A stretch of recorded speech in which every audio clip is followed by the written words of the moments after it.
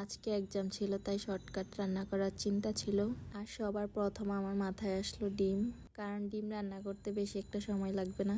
আর শীতকাল তো এসেই পড়েছে, ডিম তো খাওয়াই যায়। এই জন্য ভার্সিটি থেকে এসে ডিম সিদ্ধ করতে দিয়েছি। আর হাঁসের ডিম তো বেশিরভাগ এই সময়ে খাওয়া হয়।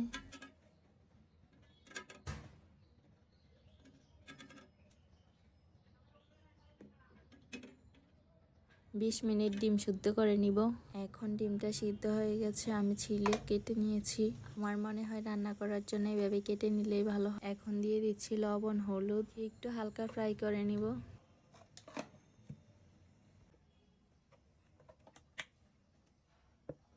প্যানটা গরম হয়ে গেছে, আমি তেল দিয়ে দিচ্ছি। এটা নতুন হওয়ার কারণে তেলটা চারিদিকে থাকতেছে না।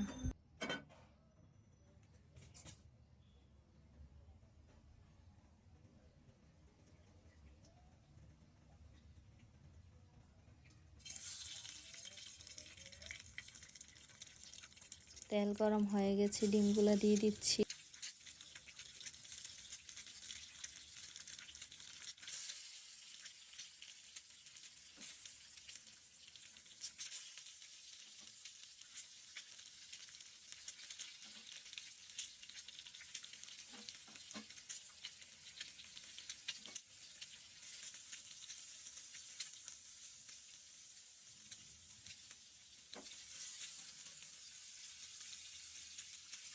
হালকা ফ্রাই করে নিচ্ছি, ডিপলি ফ্রাই করব না। ডিমের এক পাশ হয়ে গেছে, অন্য পাশ উল্টিয়ে দিচ্ছি।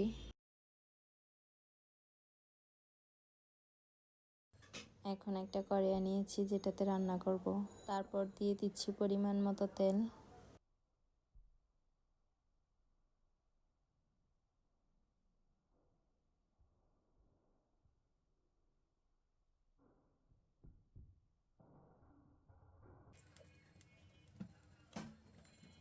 তেল গরম হয়ে গেছে, এখন কেটে রাখা পেঁয়াজ কুচিগুলো দিয়ে দিচ্ছি।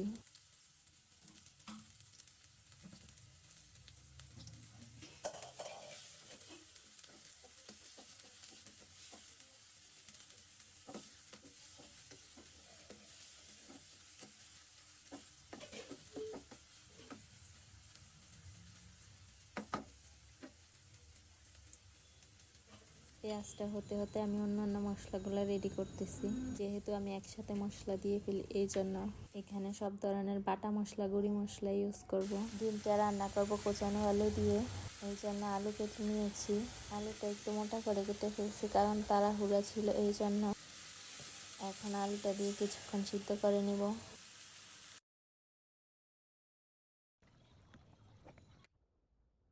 আলু 10 মিনিট সিদ্ধ করে নিয়েছি, মোটামুটি সিদ্ধ হয়ে গেছে। এখন আমি ডিমগুলো দিয়ে দিচ্ছি।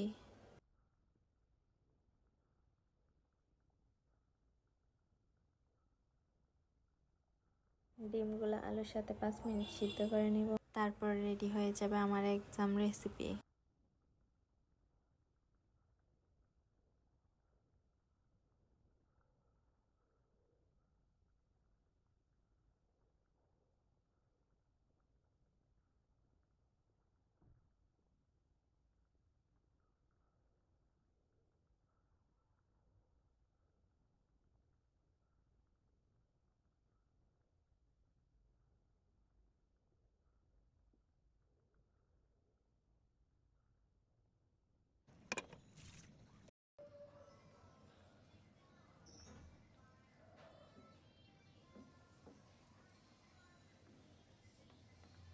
এই যে আমার রান্নাটা হয়ে গেছে।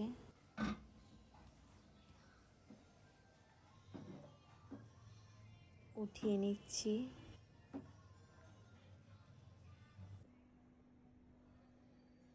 এই তো রান্না শেষ, এখন শুধু খেয়ে দেখার বাকি।